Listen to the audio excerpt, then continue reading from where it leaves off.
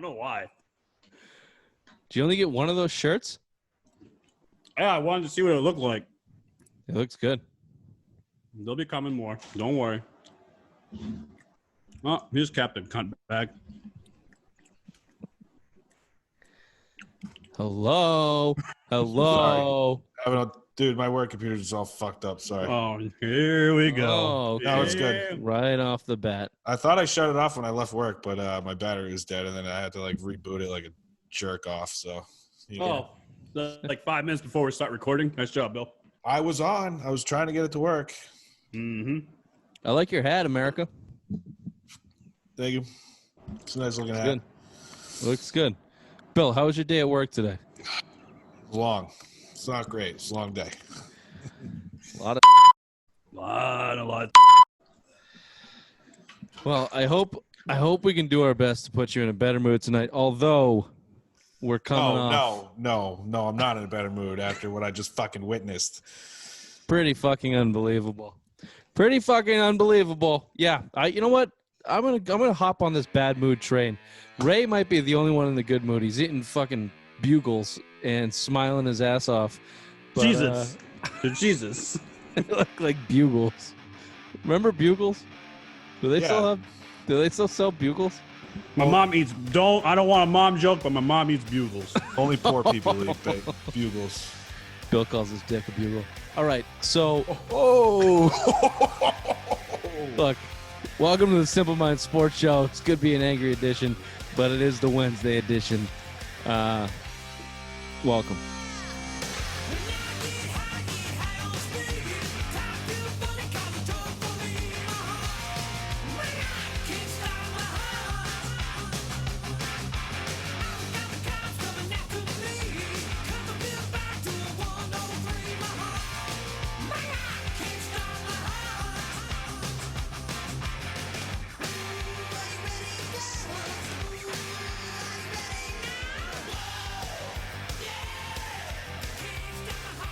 So I was going to kick it off with the MLB, but seeing as we're recording here on Tuesday night, right off the cusp of a Boston Celtics shitty loss, a very classic fucking Boston Celtics loss with this core group of NBA players that we have tonight. Oh, man, what a fucking frustrating product of fucking basketball to watch. My God. So they lost to the Miami Heat. If they won, they essentially clinched the third place in the NBA playoffs coming up here in a week or so. If they were to win this game, because they would have been up 3.5 games with like 5 games to go, the Heat wouldn't have caught them. But they lost without Jimmy Butler on the floor. And it was, in my opinion, like your opinion, guys, it was classic fucking Brad Stevens Celtics basketball that lost them the goddamn game. In the first half, they got down early, which they always do. Can this team just get a fucking lead in the first quarter? Is that possible out of this fucking crew? So the first half, they get down by 10 early. I'm watching the second quarter. It's threes, brick, and they have no answer. There's no stopping of the play going, hey, none of you assholes can shoot. Let's change it up. None of that's going on, and they just continue to brick, and the lead continues to compile. And, you know, they're as good as they are because they do compete, and there is some skill there. So, you know, they made it a game, and they kept it a game throughout through the fourth quarter, but Jesus Christ. And then the perimeter defense was shit. Their interior defense was shit. I don't know. That was a classic frustrating Celtics loss to me. What jumped out to you guys watching that game if you were able to catch it? Brad Wanamaker, 21 minutes, 21 important minutes for Bill. I know that's something that he'll probably put a smile on his face. No, but what you were saying, Rich, Jaylen Brown 0 for 5 from 3. Gordon Hayward 0 from 5 from three-point land. Marcus Smart 0 for 2. And Tatum 2 for 5. I mean, the ball wasn't falling for anyone tonight beyond the arc. Yeah, just another live by the 3, die by the 3. That's what happened tonight. And isn't that what this team is? Yep. Isn't that what this team is? They've modeled themselves after the Golden State Warriors, who won 73 games in a season. Good thing to model them after. They have two of the best shooters in NBA history. They have two. Klay Thompson, Game 6 NBA Finals, went off for 36 points in one quarter behind the three-point line. You don't have Klay Thompson. Like, your guys are good. They're not that good. You can't do that, Brad. Fucking Brad. When your team starts sucking behind the three, call a timeout and change the fucking way you want to play basketball for a little bit. You just fall into this cycle of possession after possession after possession of doing the same stupid shit offensively, and you get down by 10. And you have the skills to come back and fight and make it a game most of the time. But if you just, like, took a breath and changed it up once in a while, could you not fall into this position? It's seemingly every game where you're fighting to come back when you should have been winning. I just, Bill, are you same boat? I know Brad Wanamaker is a tough one, but to be honest, look, Marcus Smart's fouled out in the third quarter, so Brad Wanamaker is your backup point guard after that. I don't know how much you want to do it. Kemba Walker was bumped up to 27 minutes tonight with the best knee he's ever had since September, so that's the reason you saw Brad Wanamaker for 22 minutes. But it is enough, is it not? Enough of Wanamaker. No, I think the biggest takeaway from that game is the lack of the Celtics scoring off the bench and lack of a bench altogether outside of Cantor and Marcus Smart, really. I mean, we've been bitching about this all year. They didn't address anything at the trade deadline. You know, you see you needed to add there, and you saw Marcus Smart foul out in the third fucking quarter, with like 6 minutes left in the third quarter. Why was he even in that game? And two, what the fuck? Like, this is what we had Langford playing minutes late in the beginning of the fourth quarter. I mean, that can't happen. You should have addressed these issues. One, a big guy, which I've been bitching for since day one of this season, and scoring off the bench.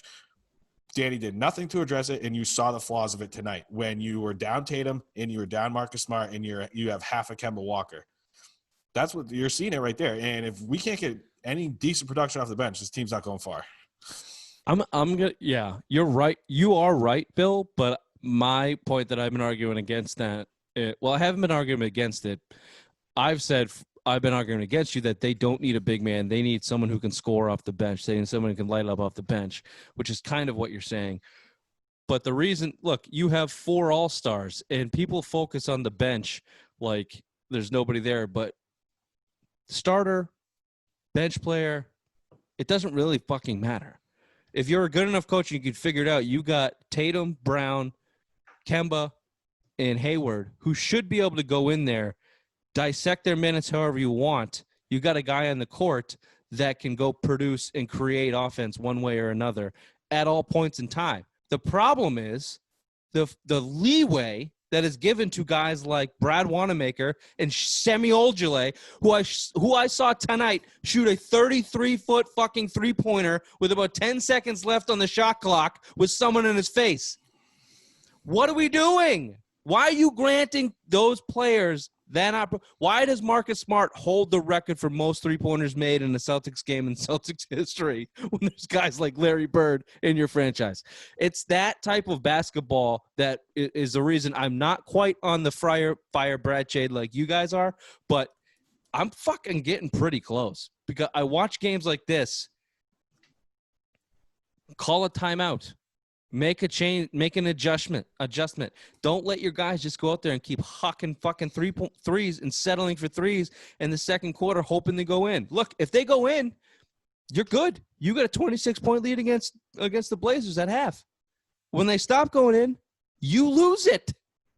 And then maybe you win, maybe you don't. That's the life we've been living under Brad Stevens with a good team for going on, 4 or 5 years now, call it, since he's had a good team. It's infuriating to watch. It's suffocatingly infuriating basketball to watch. It does not make sense to me. Come to the dark side, Rich. Come to the dark side. Get on that Fire Brad train, baby. Speaking of dark side, the one good thing I took out of this is Enes Kanter. I love Enes Kanter. Oh, yeah. Enes Kanter is in a sea of fucking turquoise blue Heat jerseys, and he comes out with an offensive rebound and butters it in to the basket for an offensive game. I mean, he sucks on the defensive end. He's pretty useless other than an offensive rebound putback. But watching that go down, I love that. That is a super valuable thing that not a lot of teams have. And the other point that came out of this game, unless you got something else, is Jay Crowder fucking stinks. He sucks. The amount that guy was talked up in the city of Boston when he was a Celtic. He was untradeable, Rich. Unfucking tradable. Best contract in the NBA.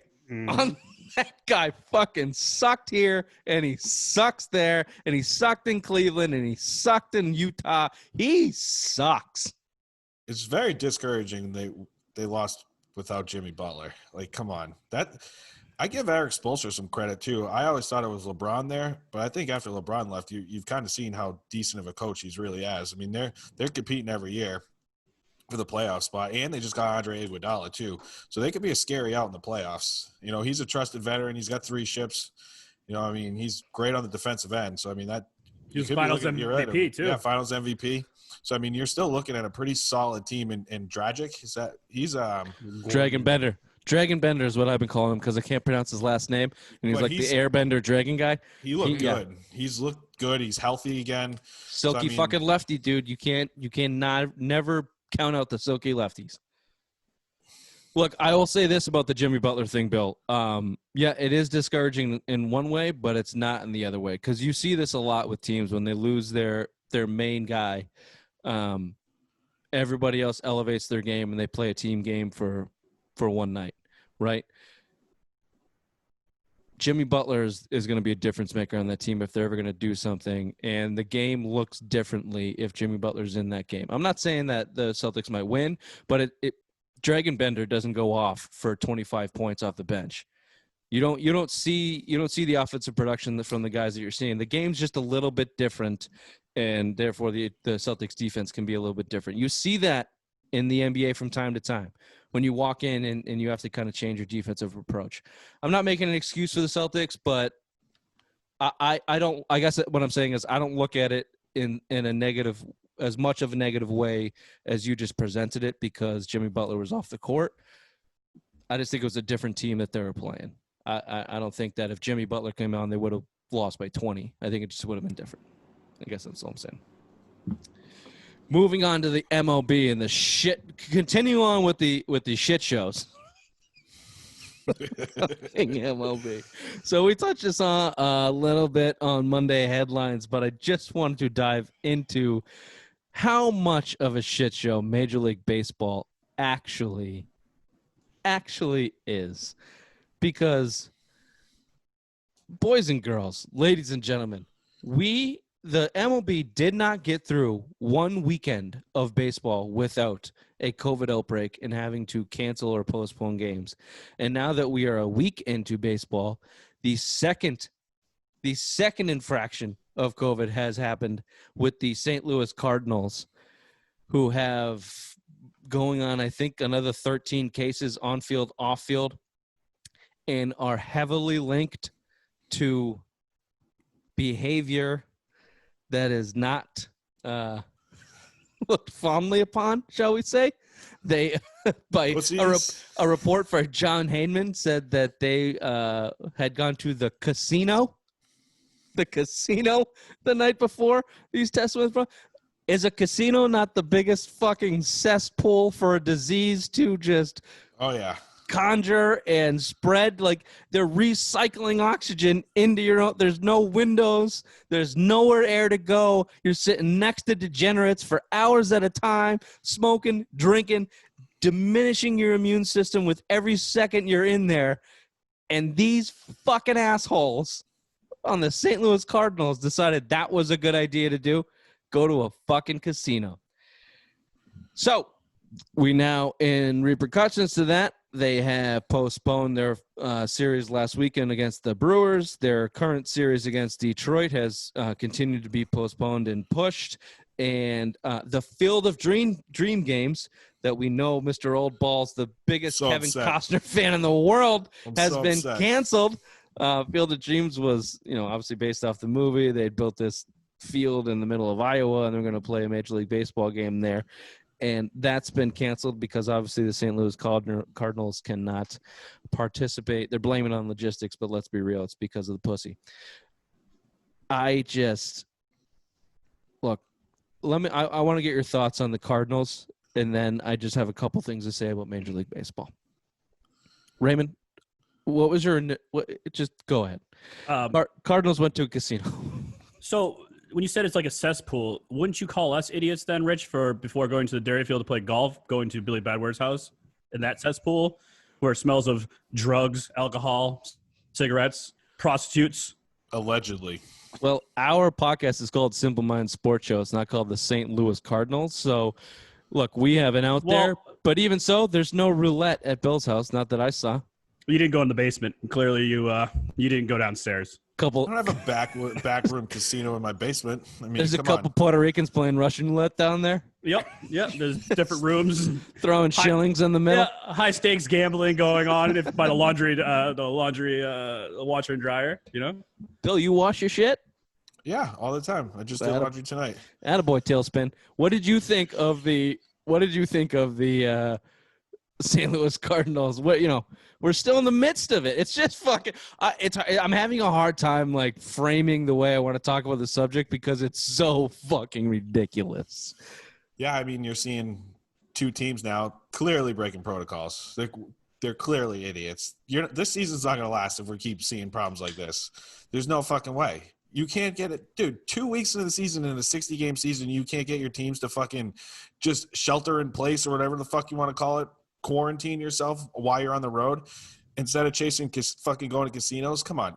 It's St. Louis casinos. I don't think they're the fucking high-class Vegas casinos. Aren't they mostly I think they were either in Minneapolis. They're stuck in Milwaukee right now. Oh, yeah, they were in Minneapolis, my bad. They weren't even in St. Louis.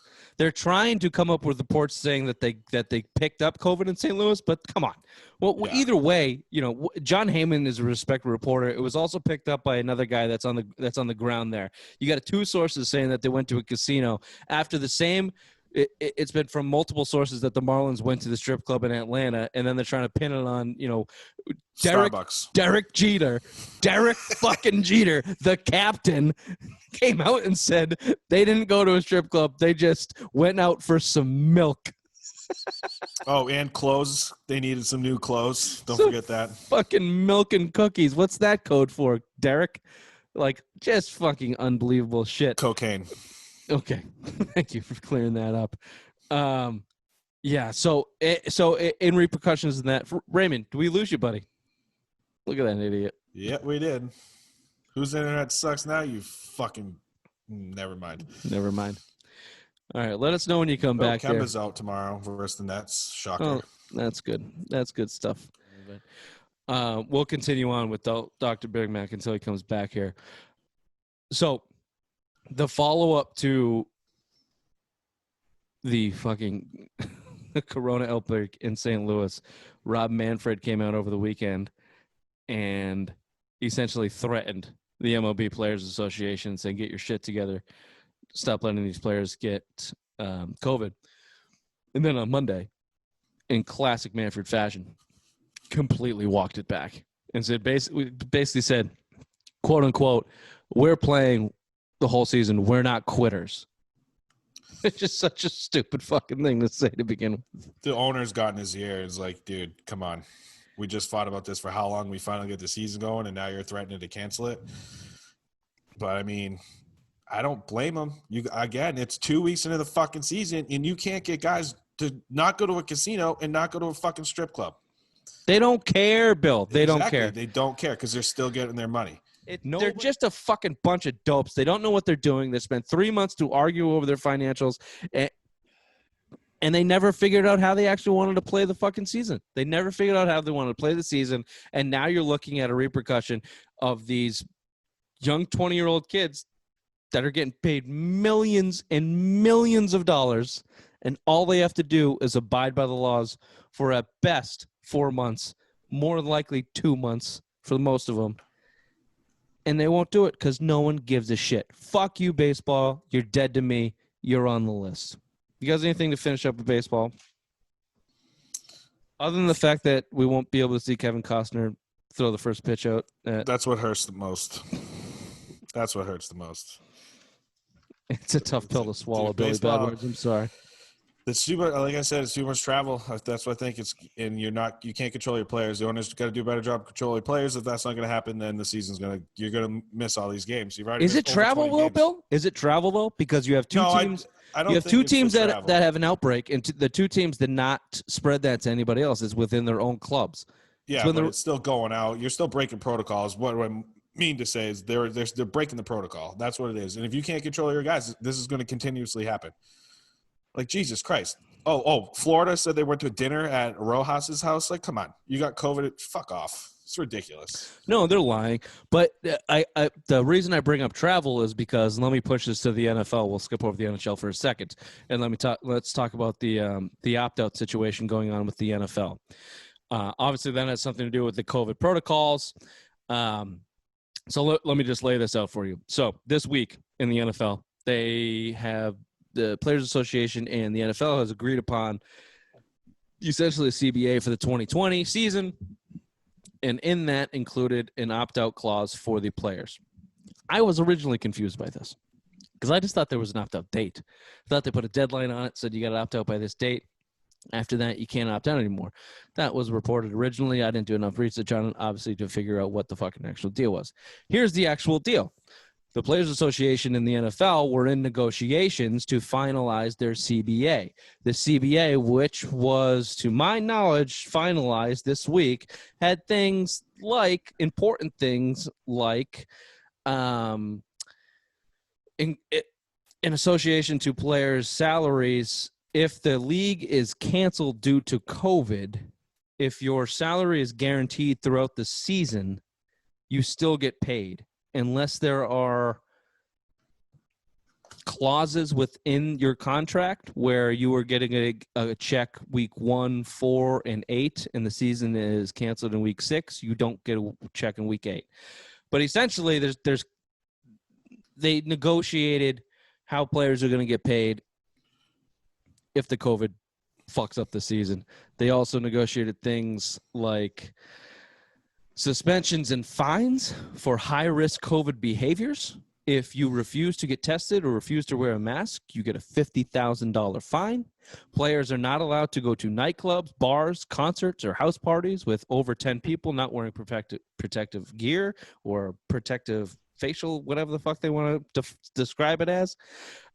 They canceled some bonuses that players were supposed to get. So long story short, they went through a CBA negotiation to do the 2020 season. Within that, they decided what the period was where players were going to be able to opt out of the season. So the important thing for that, long story short, why Denver McCorney is so fucking mad. The original agreement was once this CBA is ratified by both the players and the NFL, the players themselves have 7 days to decide whether they want to play. What they inevitably fell on is 5 days. So they truncated that time period once the CBA was finalized. So now players have until Thursday of this week to decide if they want to play or not. That's important because nobody really knew how your fucking salary was going to be handled. Nobody knew how contracts were going to be ratified or pushed forward. No one knew. The CBA was not guaranteed when Hightower and Chung and all these guys opted out. They just opted out because they felt like they needed to.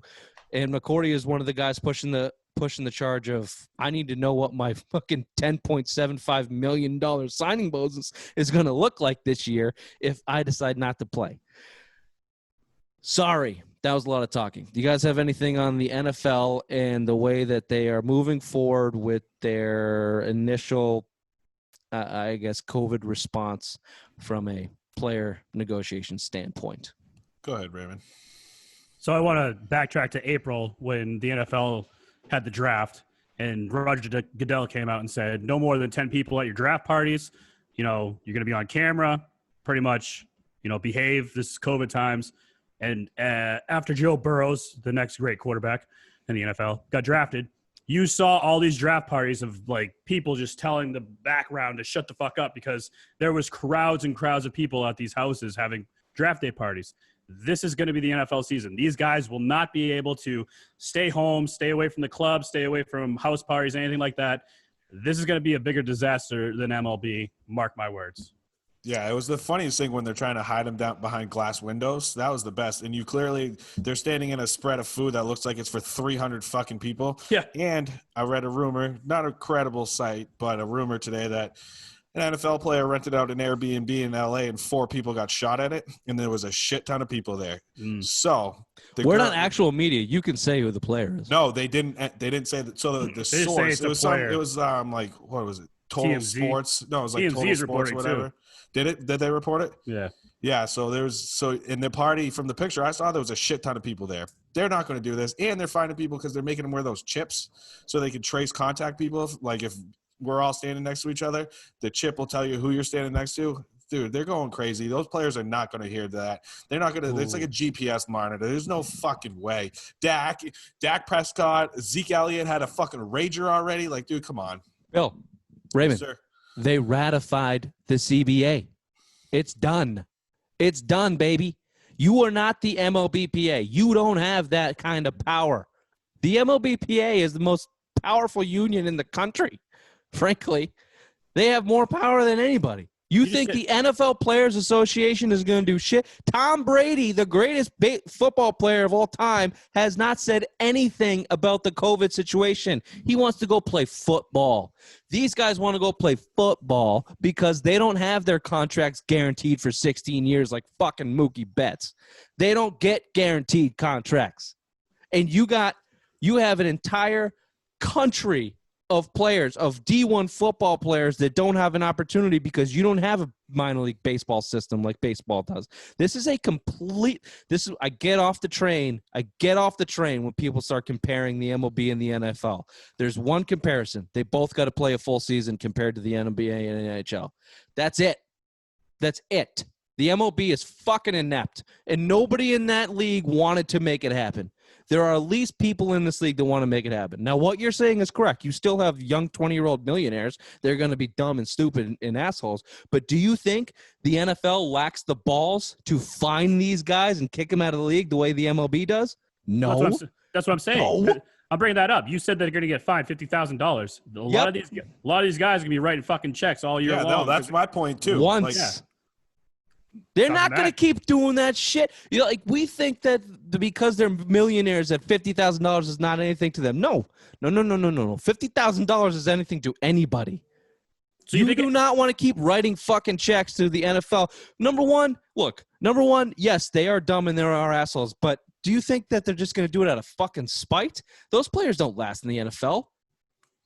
You're just gonna get fucking suspended. It's the NFL. They'll just start making rules. Your second offense, you're gone for the year. I'm just going to say, OBJ, you think he's going to stay in Cleveland in his bye week? No, he's going to quit. He's going to quit and not get paid because he got $50 million. What was his guaranteed contract that he got? $35 million? He got paid. He got paid. He doesn't want to play either. He's already mentioned it a bunch of times. I think he's going to he's going to back out by Thursday, I bet. Good for him. Honestly, they probably should. The NFL is going to bend these guys over fucking backwards, but there's going to be enough people that play and want to play. And it's also different because you're not traveling to different cities every 3 days. You have one game a week. You have to do 1 day of travel, and then you hunker down. And the NFL is not letting you go in the fucking CBA. They agreed to not letting players go out and do anything with people over to. There's no leeway here.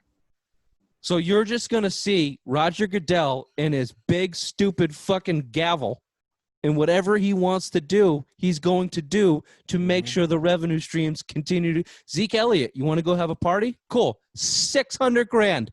Pay up or get the fuck out. Welcome to the NFL, baby. This is not Major League Baseball. You're right. You're definitely right. That's it. Now, that's not the same thing as saying are the actual protocols to make people safe, and will the virus kill it? Maybe. I mean, I'm not saying the NFL is not inept. I'm saying they are powerful. They're way more powerful over their players than Major League Baseball. Yeah, Goodell. So for sure. could their lack of protocols or shitty protocols fuck up the league, and you might see guys getting infected and stuff? Maybe, but if that's because guys are going to the nightclub, that's not going to happen for very long. They're going to get these guys out. I think. I don't think that they're going to let the players run rampant over their league the way baseball is doing. My opinion.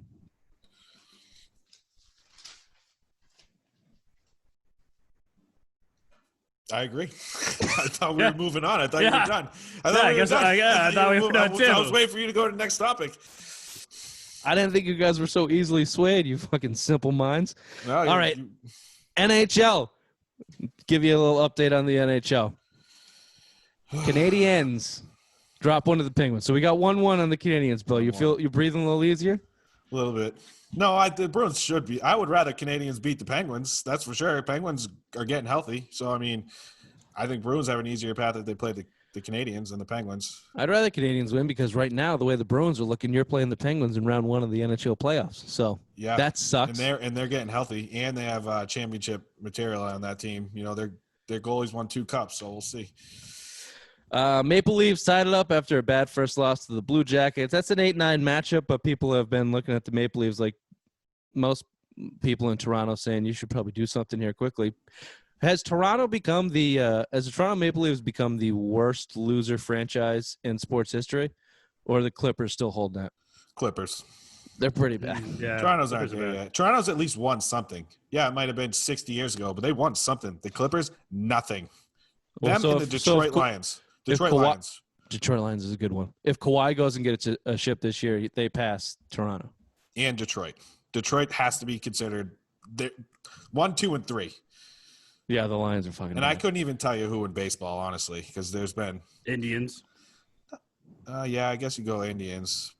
They've been to a couple. Detroit's never been to anything in the Clippers. Well, I mean, they lost 2 in the last 20 years, 22 years, something like that. That team with Chipper Jones on it was pretty shitty. That guy was not that.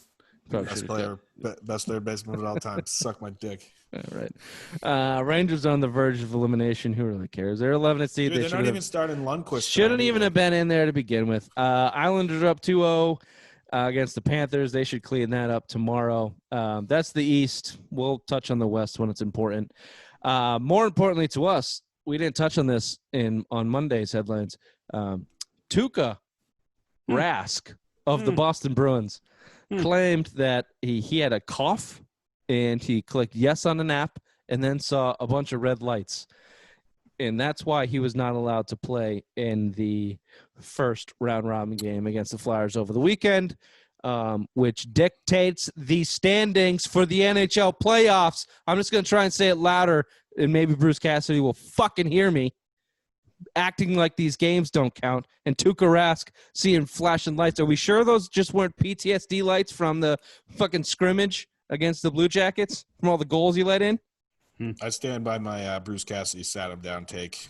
Felger kind of hinted at something like that too, that it was a cop out.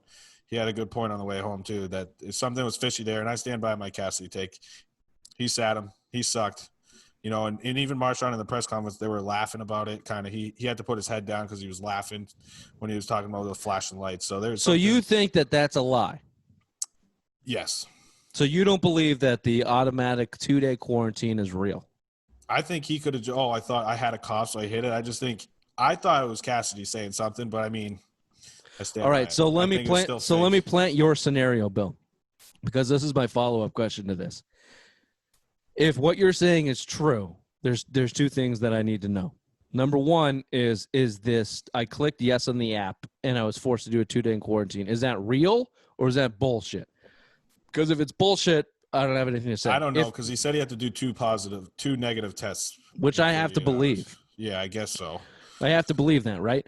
If that's real, my question to you is, how are players now going to respond to that? No. Yeah. If you start to feel symptoms, right, and you're in the second round of the NHL playoffs, You got a game 4, game 5, game 6, game 7, whatever. It's the NHL playoffs. All games matter. Are you clicking yes on the app? Mm-mm. Mm-mm. No. No. Nope. You have a cough? Nope. You're Julian Edelman in the Super Bowl against the Seahawks when he basically got knocked out and was clearly had a concussion. The NHL's going to do the same thing. Yeah. Or they're just going to start deleting all the apps on people's phones. My phone's not working. I'm sorry. It didn't go through. Bad connection. Yeah. But to be honest, look, since in the bubble there's been 0 COVID tests positive. So, they're probably in the clear anyway, but that popped into my mind like, all right, so if you hit yes, you automatically have to go 2 days into quarantine just for hitting yes. Why the fuck would anybody hit yes? Why would anybody hit yes? No, that's crazy. It's Tuukka Rask. So not hurt, just dumb. I feel like Bill has DM'd him and said, "Hey, you got to play shitty. You got to back out. My butthole's riding on this." Fuck Tuukka Rask, prick. I can't wait to butthole your tattoo. Tattoo your butthole. Tattoo your butthole. Yeah, tattoo your butthole. All right, so we got Wednesday night. We got the Lightning coming through for the Bruins. Big test. Look, the Bruins have to show up. I know it's a round robin, and I know maybe Bruins and Cassie don't give a shit about it, but they got to fucking show up. No Stamkos. He's not playing. Nope. So that should help us a little bit. Hopefully we can get our heads out of our ass. So tell me this, hockey guy Bill, who's got more pressure on him? Take in consideration whatever you want, the layoff, the bubble, the round robin. Who's got more pressure on him in this playoffs? The Boston Bruins, who are going to be your President Cup trophy winner, loser of Game 7 last year, or Tampa Bay Lightning, hands down the best team last year. One of the best teams this year, got swept last year by an inferior team. Probably one of the best rosters in the league. Who's got more pressure on him going into the playoffs this year? Our Boston Bruins. You lost Game 7, Stanley Cup Finals last year. You came out this year looking out like on a mission. Your core of this team's getting older. They're getting real old. You don't have many runs left in you. You came out, you were the President's Trophy winner, and now you're entering the round robin. I get it. Your teams were pretty tough with Washington, Philly, and Tampa, but you're still the best team. You're best team in hockey from start to finish. I think the same amount of pressure that was on Tampa last year going into their playoffs. They were on a mission. They won, all those points. 60? They had 67 wins or something like that. I think the same pressure's on the Bruins because I think they got to realize this core is getting young. They're built to win now, and they need to win now. They had their best chance to win a Stanley Cup this year. The pressure's all on them, and that Tampa's coming behind them. Tampa is the best team, but I think they're pressure-free this year. You're not the number 1 seed. No one's picking you to win the Stanley Cup like they were last year. They were the unanimous pick to win. They were on a fucking roll. Now, this year, entering the playoffs, if the COVID never hit, you were losing Stamkos. Stamkos wasn't coming back healthy. Again, you had lower expectations than you did last year. So Bruins, expectations are sky high. And Stanley Cup is in their sights, and they have the most pressure on them entering this Stanley Cup. Hockey guy Ray? I totally agree with Bill. Bruins have everything to lose, everything for this cup. You're the best team in hockey. You got to show why you're the best team in hockey. You got to go out there and prove it. You're playing the 3 best teams in the East. You got to go show them that you are the best team in the East. So you got to go out and just play balls to the wall tomorrow or today.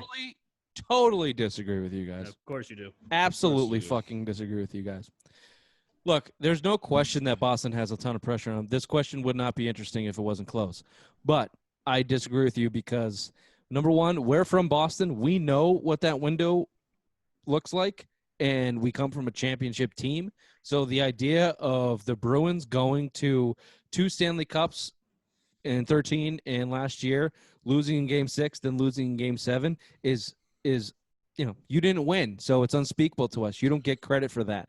Across the fucking country, you get to the championship and you lose in that fashion, they count that shit as wins, especially in goddamn Tampa Bay.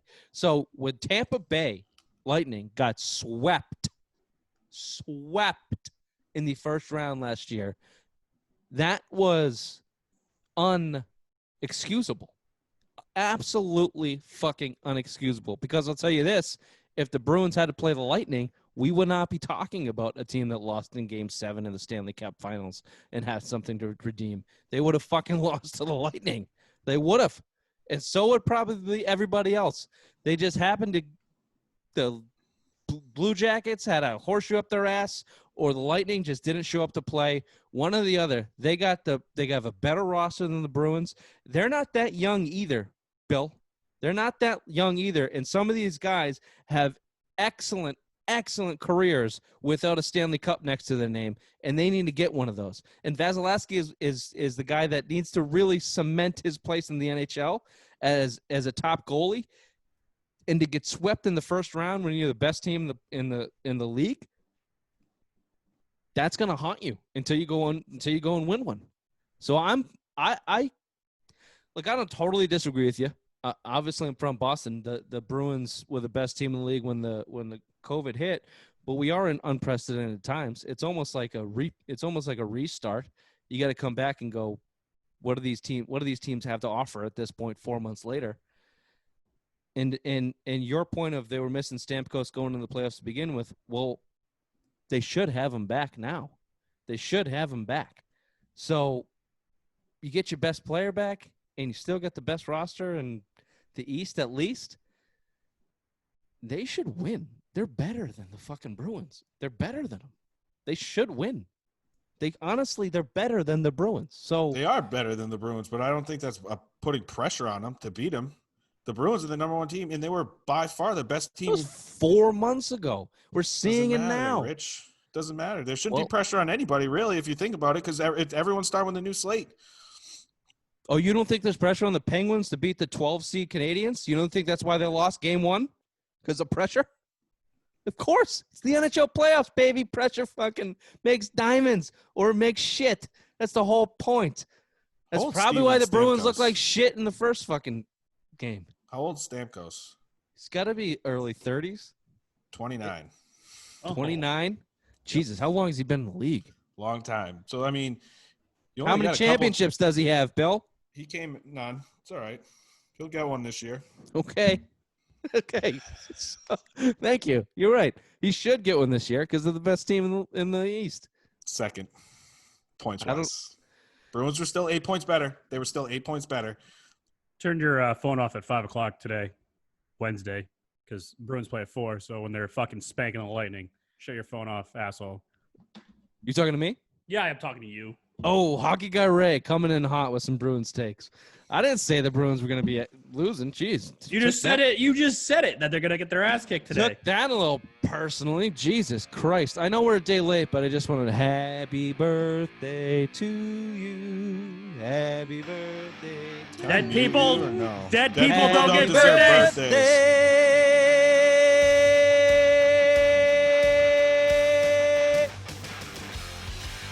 Thomas Edwin Brady. I needed these things just for you. Fuck you, Rich. Fuck you.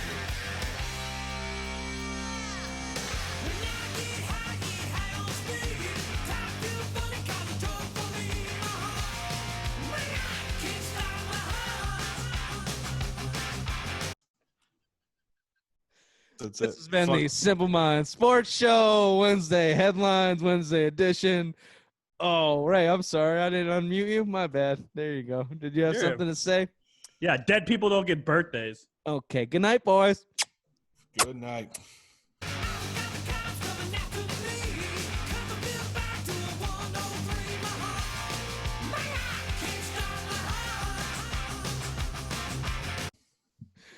Hashtag dead to me.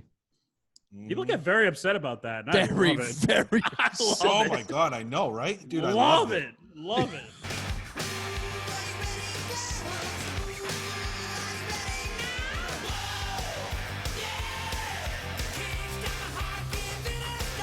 Oh, God, shit. so I will say we actually didn't touch on because I just think it became final. Red Sox lose again. 5-1. Maybe 5-1. 5-1. Maybe we'll touch on that on Friday headlines. Are the Red Sox tanking, and should they? Yes, yes, and yes.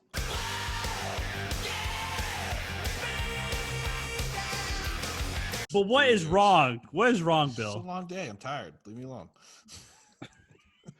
Did Baloo not treat you right today? What? It's a Jungle Book, Bill. Oh, I can't, dude. I haven't seen that since I was like 6. Fuck off.